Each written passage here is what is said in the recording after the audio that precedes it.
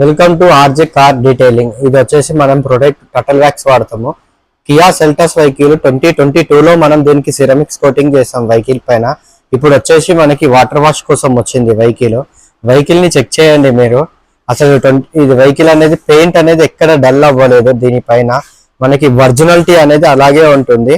Even interior గిట్ట చూడండి, vehicle పైన హైబ్రిడ్ అనేది మనం టటల్ వ్యాక్స్ ప్రొడక్ట్ వాడతాము.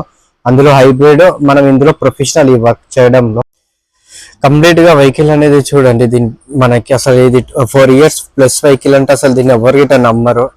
మనం వచ్చేసి దీనికి అప్లై చేసినాము, 22లో చేసినాము. వెహికల్ పైన మనం చేసి ఆల్మోస్ట్ 3 years అవుతుంది వెహికల్ కి.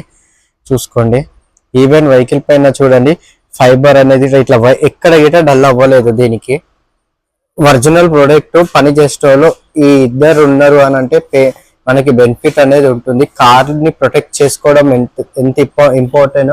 మనం వర్క్ చేయించుకునేటప్పుడు వర్క్ కు సంబంధించిన వాళ్ళని దగ్గర చేయించుకోవడం గిట అంతే ఇంపార్టెంట్.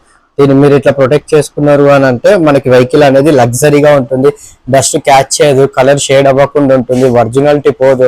కొన్ని కార్లు ఉంటాయి చూడండి, 3 months కి 4 months కి వెహికల్ ఏంది నీ నాది బండి ఇట్లా అయిపోయింది, 2 ఏళ్ళైనా నీ వెహికల్ ఇలాగే ఉంది, ఇంత షైనింగ్ ఉంది, కలర్ ఎక్కడ షేడ్ అవ్వలేదు అని అంటారు.